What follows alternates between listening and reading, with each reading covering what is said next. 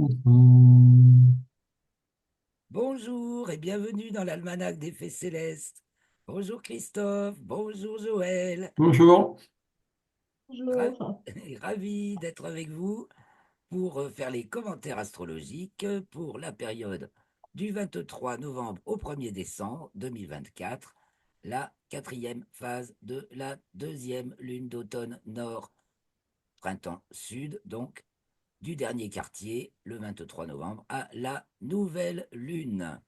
Donc là, nous allons étudier, enfin visionner et commenter les thèmes de ce moment, de cette période, dans un contexte un peu plus large. Enfin, on le voit de suite parce qu'on a les lentes qui nous décrivent le contexte à grande échelle, hein, sur le temps long. On a les moyennes, c'est-à-dire Jupiter, Mars et Saturne qui nous parlent du temps de l'existence, de nos vies sociales. Et puis, on a les rapides qui nous parlent de l'événementiel, Mercure, Vénus, le Soleil et la Lune, bien entendu. Et c'est la Lune qui rythme nos, nos publications et nos publications, bah, articles et vidéos. Donc, ah oui, je me présente, Claire Henrion, donc animatrice astronomie et astrologue, qui vous emmène de semaine en semaine, vous préparer à voir ce que vous allez voir. Ça, c'est dans le bulletin astronomique. Et savoir ce que vous ne verrez pas, c'est ce qu'on approfondit un petit peu dans ces commentaires astrologiques. Donc, c'est parti. Tu as peut-être déjà des choses à nous dire, Christophe?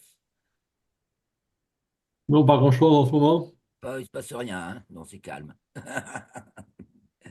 Non, Christophe, c'est moi qui suis pas trop opérationnel. ah ouais.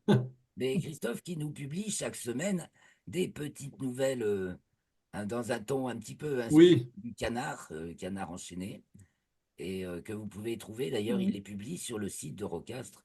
Il y a les études de Christophe, vous pouvez les Et trouver sur le site. Puis il y a une petite mailing list, donc si ça vous intéresse, vous pouvez mais, vous ouais. abonner. Hein, c'est ça? Ah, ben, oui, mais je peux même les envoyer Par mail.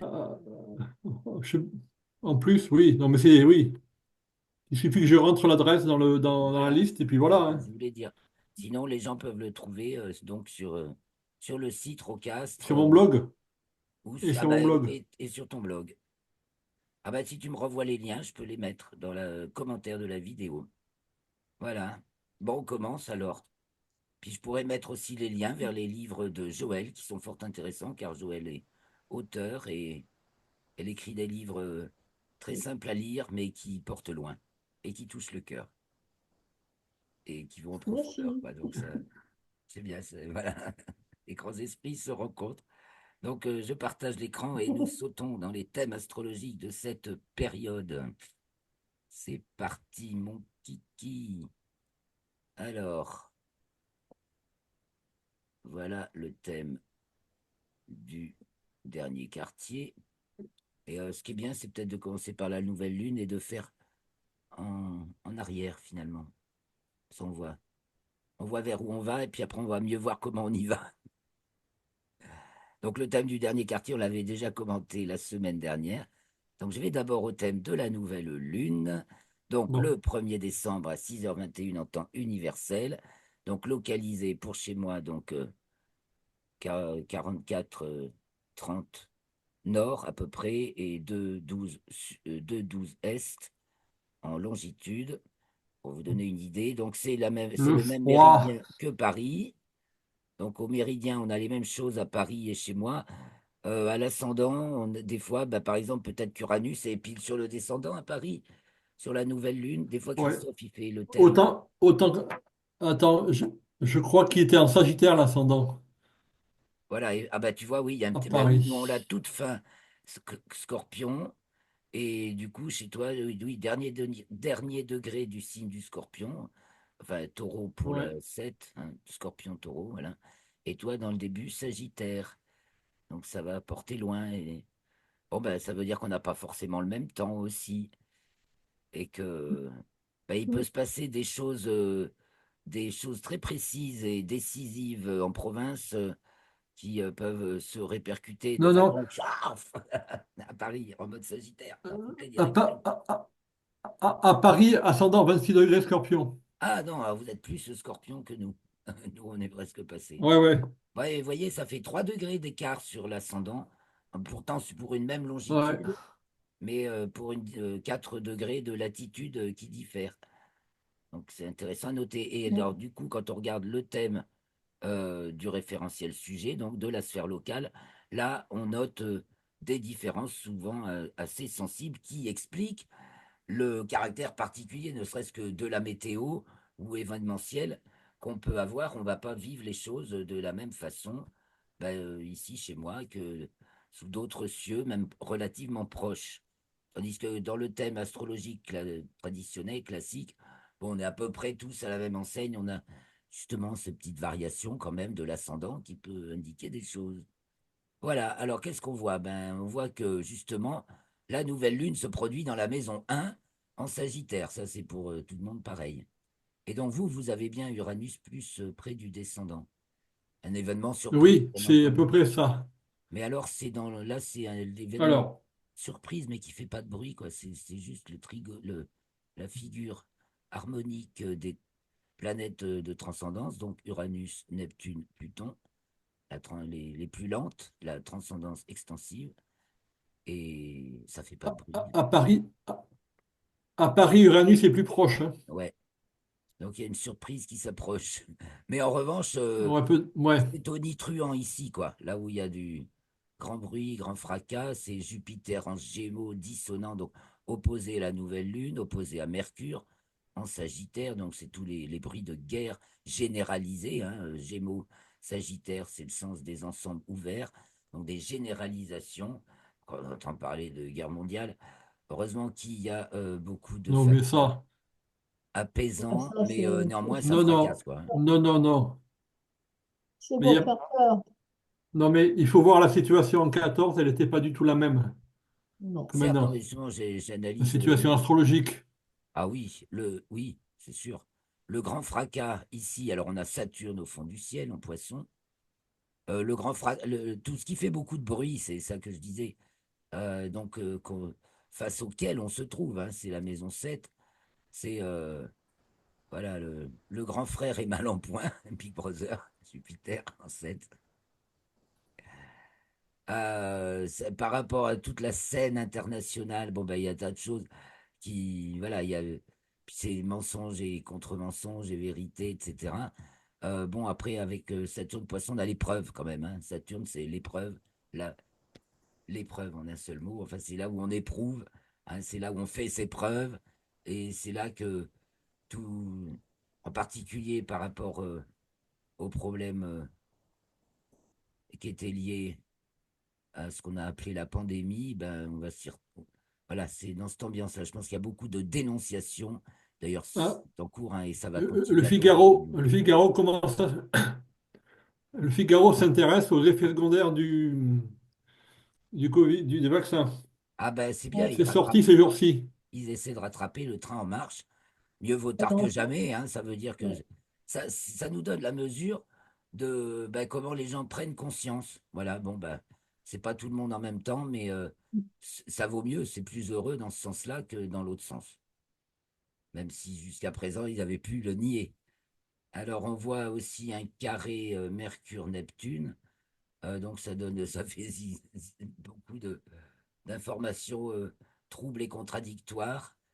Tout le monde y va de sa petite interprétation, éventuellement, sa petite sensation. Mais ce Neptune en 4 là, en poisson, ben, on baigne dans l'eau froide ou la neige, n'est-ce pas? D'ailleurs, voilà, Vénus qui s'approche de Pluton et en Capricorne, c'est pas chaud.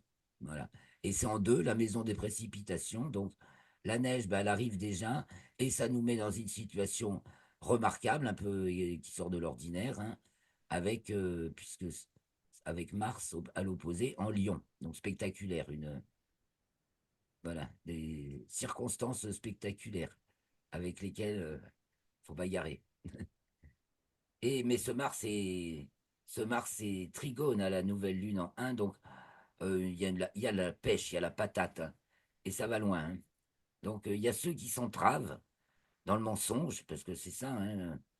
Mercure, il dit n'importe quoi. Bon, ben, si on s'entrave et il s'embourbe, mais bon, il y a récupération là sur un nuage, dans une odeur de sainteté, et ça, c'est très bien.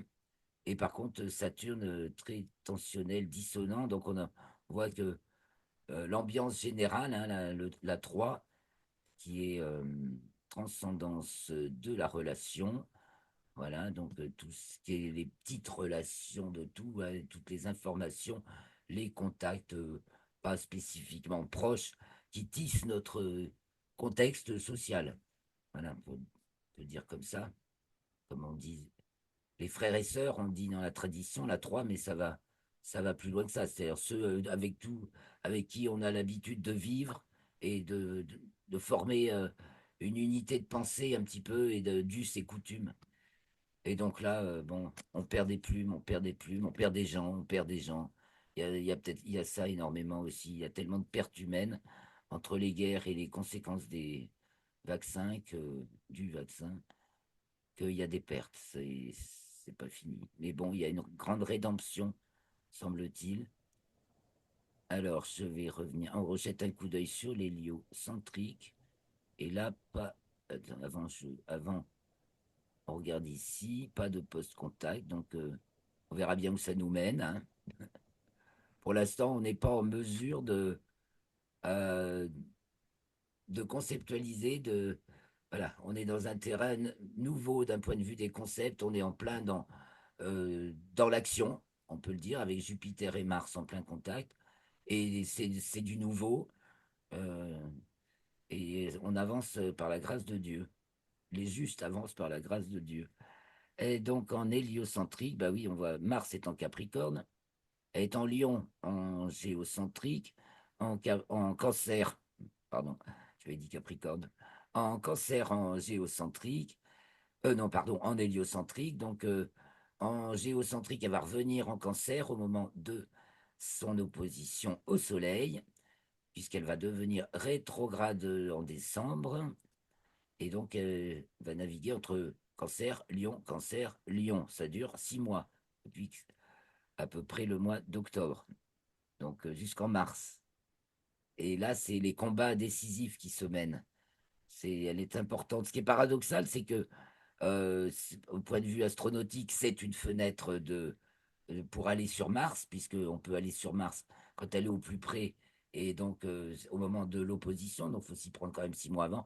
Mais personne n'a envoyé quoi que ce soit en direction de Mars cette fois-ci. Prochaine fenêtre, ce sera dans 2 ans et 2 mois, donc janvier 2025, ça nous mettra en mars 2027. Et là, ils envisagent, il y a des missions spatiales vers Mars envisagées, mais pas là. Mais par contre, il y a encore toujours Persévérance qui s'attaque à des côtes difficiles et qui rame un peu, mais qui persévère, comme son nom l'indique. Voilà, alors revenons les pieds sur Terre, mais du point de vue du Soleil. Bon, alors maintenant, on va par le Soleil. Et donc, on voit Mars en Cancer, ça déchire, voilà. Ça déchire. Ce carré, ça, c'est mondial, hein.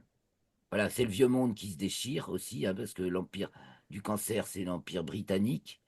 Donc c'est vraiment l'empire du vieux monde et Rome, hein, voilà, c'est l'empire de nos contrées occidentales européennes. Et puis c'est plutôt, voilà, Bélier, Taureau, Gémeaux, et spécifiquement Gémeaux pour la côte ouest des États-Unis, qui est mal en point aussi, bien sûr. Alors c'est bientôt l'opposition de Jupiter. Donc en héliocentrique, on arrive à une conjonction Terre-Jupiter. Et voilà, c'est une qui va prendre les commandes parce que on a des vaisseaux sans commande. Il n'y a pas de capitaine, il n'y a pas de pilote dans l'avion, il n'y a pas de capitaine au bateau. Et donc, ça va à volo complètement. Heureusement qu'on est guidé par les forces supérieures invisibles. Et donc, on a cette conjonction équinoxiale Neptune-Vénus. Ça nous fait un point très sensible humainement, c'est très très sensible et c'est une nouvelle humanité qui s'apprête à voilà, qui est en train de naître. et Vénus qui rentre en bélier en héliocentrique, comme tous les 7 mois et demi, parce que c'est quand même que tous les 7 mois et demi, conjointe à Neptune, donc, eh ben, elle parle de ça aussi. Et il y a un demi-carré de Mercure en taureau, donc il y a beaucoup de mauvaises langues, et de poisons, et de pièges, et de traquenards qui sont tendus euh, à ceux qui veulent faire valoir cette humanité de cœur. Là, on est vraiment dans le cœur avec Neptune et Vénus et Mars, le cœur battant. Là, on a les trois planètes de, je vous montre un petit peu le RET pour ceux qui ne connaissent pas encore. Donc avec Vénus, existence de la représentation, Neptune, existence de la transcendance, et Mars, pouvoir de l'existence, existence de l'existence, on a tout ce qui touche, c'est ce qui nous touche. Voilà, Vénus, c'est ce qui nous touche, qu'on identifie, qu'on voit, qui est un modèle pour nous et qui prend corps. Neptune, c'est ce qui nous touche ou nous remue, mais qu'on n'identifie pas. On ne sait pas trop, donc c'est trouble, ça peut être inquiétant, sauf si on fait confiance, justement, si on a la confiance de la foi qui permet de s'élever et de prendre d'envisager les choses en grand. C'est la plus grande vaste, c'est ce qu'il y a de plus vaste, Neptune. Ça nous parle de ce qu'il y a de plus vaste et donc de notre humanité collective et ça, c'est individuel. Voilà. Donc, pour ce qui est d'expliquer Vénus, Neptune. Alors maintenant, on va faire un petit tour en arrière vers, pour revenir jusqu'au dernier quartier et regarder un peu les ingresses lunaires, donc l'entrée de la Lune dans les signes. Donc, on fait en remontant le temps. Donc, le 30 novembre, 11h52, temps universel, la Lune entre dans le signe du Sagittaire et là, le Soleil culmine. C'est à 11h52, donc c'est pratiquement en temps universel, donc à la culmination du Soleil. Et donc on a notre opposition à Jupiter qui se renforce puisque c'est dans 9 jours. À partir de là, oui, c'est le 8 ou le 7, oui, de, ou le 9. Jupiter est à l'opposition du Soleil, donc pleine Jupiter, comme vous me redirez. Donc la Lune qui est tout près, donc c'est la toute vieille Lune, donc en maison lunaire la dernière peut-être, en 9, opposé à Uranus. Euh, C'est quelle maison lunaire, ça, Christophe? Elle est toute. Elle est à, Combien de degrés? elle est à 8 degrés du Soleil. Avant le. 8. C'est la 28. Eh oui, c'est ça, c'est la 28. C'est la 28. Ouais, ou 27 ou 28, mais c'est 8 degrés et demi la 28. Eh ben donc, elle doit être dedans. Elle entre dans la maison lunaire Ouais. 28 et ça nous donne. C'est quoi? Qu'est-ce qu'on dit pour cette maison lunaire? Je suis pas toujours très Ah, fort. mais ne rien faire, Ouais, voilà, ne rien lancer, c'est pas le moment. On se retient. c'est Ben, pas le tu moment vois. de commencer quelque chose. Ah, ben surtout, alors, Mars Alors, opposé Pluton, qui nous parle de la menace nucléaire quand même. Je veux dire, faut pas être. Voilà, et puis de tout ce monde qui ouais. s'effondre, qui tombe en miettes, en bris, en débris, et Oui, mais détendu il par y a, cette lune. Ne rien faire, en neuf. et voilà. Aller faire dodo. C'est peut-être mieux. Bah, c'est Neptune aussi qui dit ça. Mais est-ce qu'il y aurait eu des négociations entre le Kremlin et le Pentagone? Certaines rumeurs. Oh, bah, Il y a des rumeurs de négociations. entre les uns et les autres, il s'est échangé quelques coups de fil, oui. On- alors, en 10, on a toujours Mercure, Sagittaire, donc les pires fausses informations qui est tensionnelles encore, hein. Ah, ça y va des mensonges, hein, Mercure qui est toujours opposé Ah ben, aussi à ouais. Jupiter, des gros mensonges comme ça, mais énormissimes. Mais en même temps, bon, il y a des lièvres qui sont levés, et voilà, au fur et à mesure, c'est un jeu entre mensonge et vérité. L'heure de vérité bah, va être sonnée un petit peu par Vénus qui va être conjointe à Pluton. L'ascendant est en Verseau, donc on se tourne vers le nouveau. Mais voilà, la sagesse est de ne pas faire grand-chose. De toute façon, on peut peut-être pas faire grand-chose à ce moment-là. Il faut laisser passer parce que sinon, on est sur un terrain explosif, miné, qui part dans tous les sens. Voilà. Donc les lios, bah, ça change pas trop. Donc je reviens sur le Scorpion le 28 novembre à 0h21, donc 1h20. Et là, nous avons, ben, on retrouve Jupiter, qui n'est pas encore en ordre d'opposition au Soleil, mais qui est ouais, celle à Mercure, qui est opposé à Mercure, dans l'axe méridien pratiquement. Donc on est toujours dans cette problématique de mensonge, vérité, gros mensonge qui dirige euh, les, les fausses casquettes, hein, parce que quand on dit que Biden, on ne sait pas qui c'est, hein. Combien y a-t-il d'acteurs? Est-il vraiment vivant? On se demande, enfin, je veux dire, c'est plus... voilà, c'est plutôt un fantôme d'ailleurs, tiens. On est face à un fantôme. Mais bon, là, ce Neptune est tout le temps harmonique. C'est ça qu'il faut remarquer.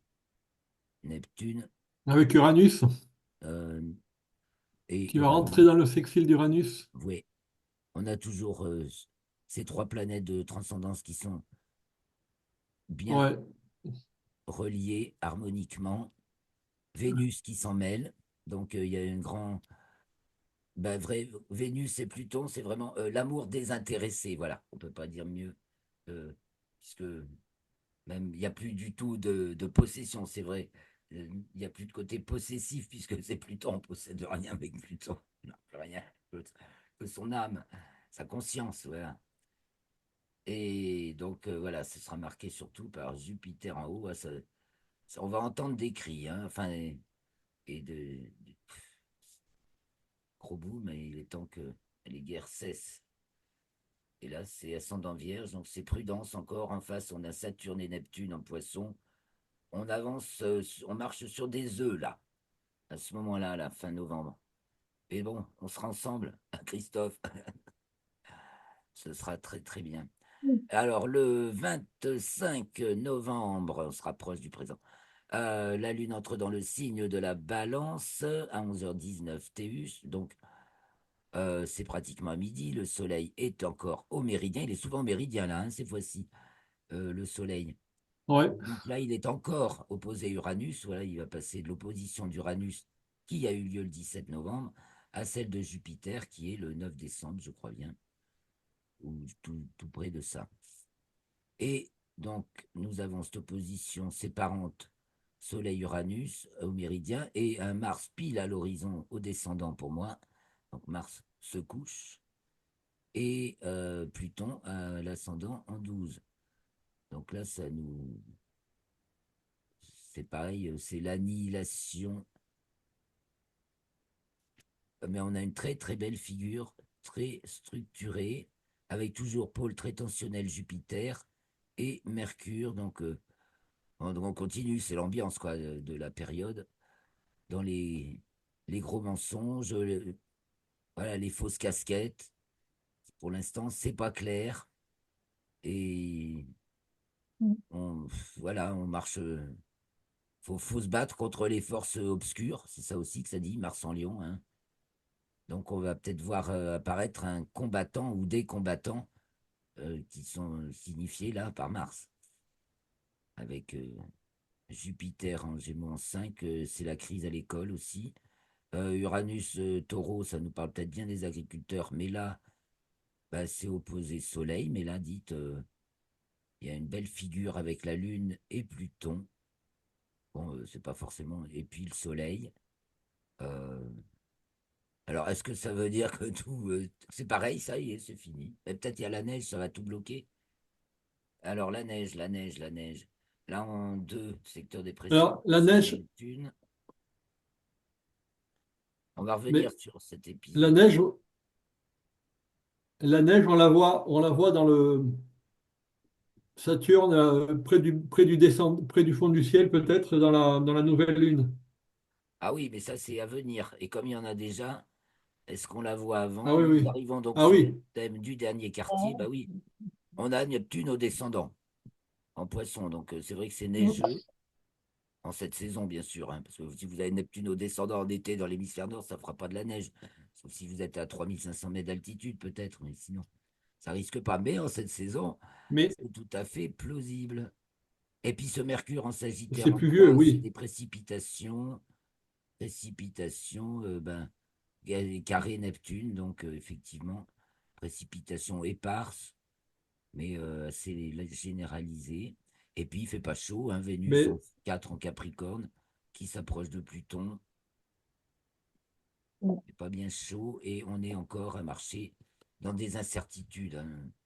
Et donc peut-être aussi un temps neigeux. Mais alors, par rapport si on s'intéresse à la question des agriculteurs, je me demande si ça va pas.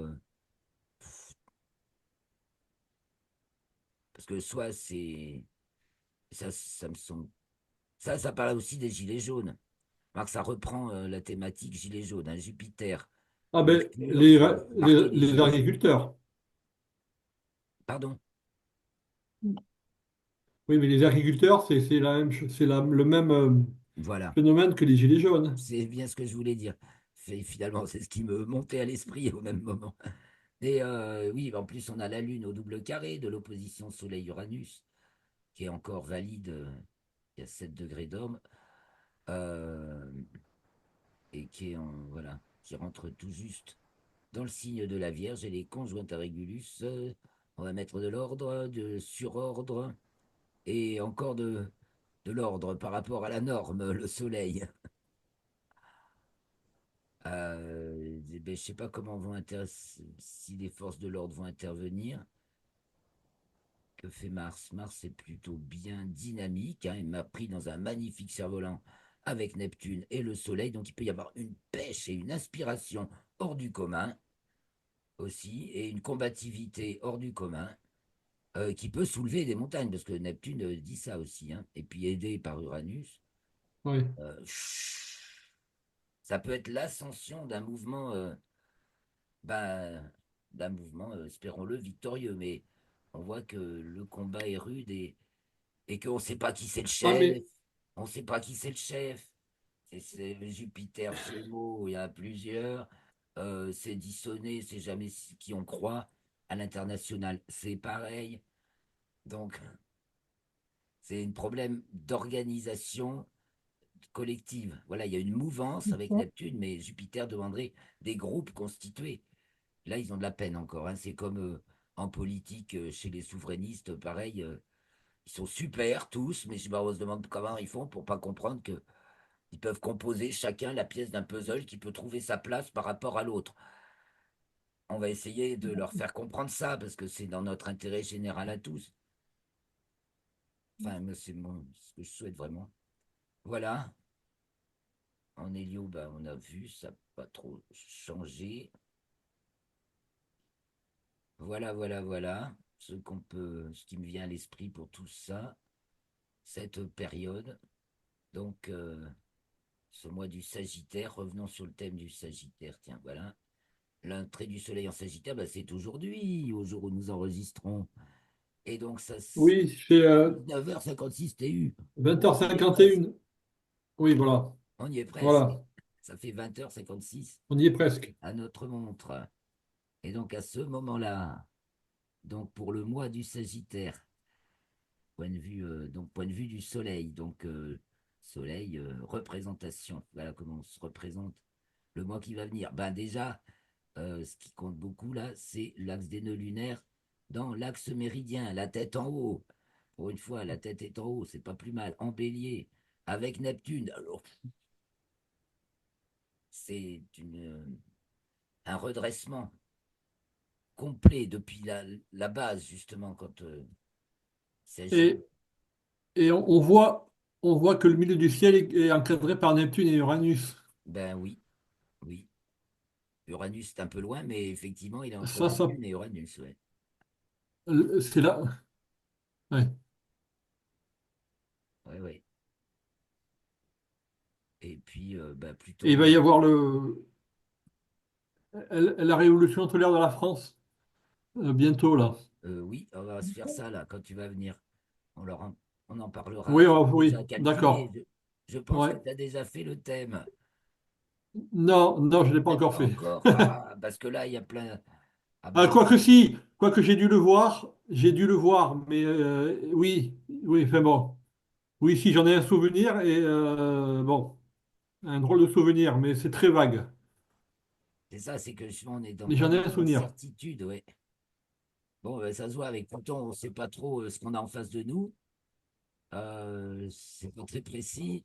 Et avec Saturne et Neptune, on se bat voilà, on creuse le marais là. Ah oui, Saturne, Neptune en poisson.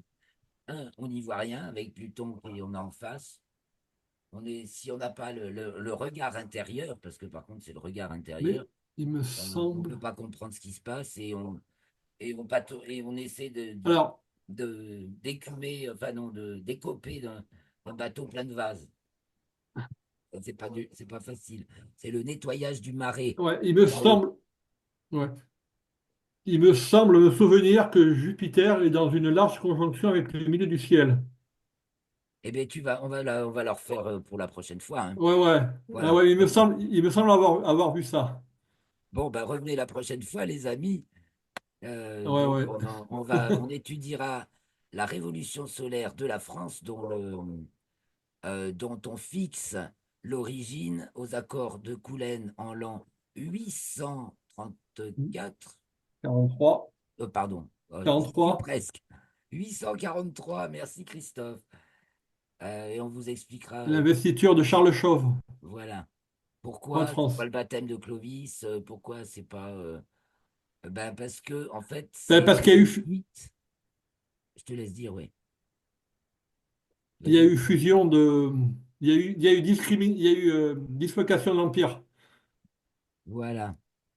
Dislocation de l'Empire de C'est ça. Charlemagne. Et puis, il y aurait même. Enfin, et on a considéré trois thèmes, en fait, trois moments de la même année pour cet événement. Il y a eu d'abord le traité de Verdun, si je De me Verdun. souviens bien, qui unifiait. Enfin, le premier traité écrit en langue française. Donc, ce qui définit la France, c'est sa langue, entre autres. Bon, et certes, elle a énormément évolué depuis, mais c'est le premier traité en langue française, le traité de Verdun. Et dans la foulée, il y a eu les accords de Coulennes, ça c'est près du Mans, et en l'an donc 843. Et c'était, comme Christophe a bien fouillé, il a trouvé les Et, chroniques, on- c'est à peu près comment, et, on à quelles heures ils ont pu le faire. Et puis l'orientation du thème nous a aidés, voilà. Culmination ça du permet aussi de commentaire. comprendre pourquoi De Gaulle est parti en 69. Oui, voilà. Et donc, du coup, chaque année, on peut faire la révolution solaire de ce moment initial de la France. Et c'est une ligne de lecture qui est assez, franchement, pertinente. Voilà. Il y en a sûrement d'autres, forcément, mais elle est Hmm. franchement bien pertinente. On voit quand même, ah oui, ce qui est sympa dans ce thème du Sagittaire, là, un petit coup encore avant de s'arrêter. Et d'ailleurs, merci à tous qui nous avaient suivis jusque-là, bah, de nous avoir suivis jusque-là, de mettre un pouce, un petit commentaire, ça nous booste. Et puis, bah, voilà, et de vous abonner si ce n'est fait. Et merci à tous nos abonnés. Et donc, je voyais que la Lune est en Lion et elle est détente de l'opposition Mercure-Jupiter quand même pour le mois. Non, parce qu'on l'a vu dans les différents moments qui suivent. Cette opposition Mercure-Jupiter, elle est vraiment très tensionnelle, mais elle est sous la protection de la Lune en Lion. On va gagner contre ce merdier, ça nous dit. Voilà. OK? On dit on va gagner contre ce D'accord. merdier. On est vraiment. Parce que là, il est bien là, le merdier, là, dans le thème, ça se voit trop. Et voilà. Et donc, on a l'énergie de Mars, l'énergie du vainqueur. Et voilà, le fond du ciel est là, oui. Donc, le soleil est en 5. Pouvoir, c'est le peuple, c'est les enfants, voilà, ça va nous pousser aussi. La cause des enfants, c'est important, très important. Et puis, c'est le peuple tout entier, quoi. La 5 c'est l'existence du sujet. Donc là, on est vivant, hein. Et on passe de scorpion, moribond, à sagittaire qui renaît de ses cendres. Bon, je vais arrêter de dire n'importe quoi, ou presque. Vous avez un petit truc à Oui, rajouter? surtout que moi, je suis scorpion, j'ai pas vraiment. Je suis scorpion, j'ai pas envie de mourir, hein. Ah bah non, bah de toute façon, les scorpions, c'est les plus forts. les maîtres de la mort, maîtres du temps, maîtres, voilà. Et puis, c'est justement là, on est plutôt Bon. animé d'une énergie vitale, mais voilà, quand on, bon, ben, un jour ou l'autre, comme tout ce qui vit, on y passera, mais peu importe l'âge, parce que l'important, c'est le moment présent. Donc, si on est, voilà, un quart d'heure avant sa mort, il était toujours vivant, ça, c'était ça parle du chevalier Bayard, c'est Gilles qui aimait bien dire ça. Mon collègue Gilles, avec qui j'ai découvert le Soriastre, parce qu'il faut quand même que je resitue un peu le contexte. Et oui, ça c'est sûr, mais les scorpions, c'est pas forcément. C'est vrai que c'est plus une obsession, mais l'axe taureau-scorpion, vie, mort, vie, on est vraiment effectivement, dans l'axe vie, mort, vie avec le taureau et le scorpion, mais c'est justement la renaissance. Le scorpion va chercher la quintessence de la relation, donc il tombe forcément dans le spirituel. Voilà ce qu'on peut dire. C'est bien. C'est l'extrême spécificité et qualité et, et persévérance dans la Mm. relation. C'est le maître de la relation et du temps. Il comprend les ficelles que le Sagittaire déploie ensuite de manière expansive. Bon, eh ben, on se Mais c'est bien. dit à très bientôt. La semaine prochaine, l'enregistrement aura lieu vendredi. Donc, je vous donne rendez-vous si Ah, vous voulez nous rejoindre à vendredi, car c'est toujours Le possible de 29. s'inscrire pour à participer 20h? au direct. Le 29. Voilà, Le vendredi 29, 29 d'accord. novembre. À Ouais, c'est un 20h, peu ok. l'anniversaire de la France le 29 novembre. Donc, on va en parler. Ah, Merci beaucoup, les d'accord. amis. Bonne semaine. Bonne soirée. Bonne Et soirée. bientôt, bah, voilà, j'arrête le partage et je salue tout le monde. Donc, bonne Voilà. soirée à tout le monde et bonne semaine et à Bonne très soirée. bientôt. Belle énergie, je vous souhaite.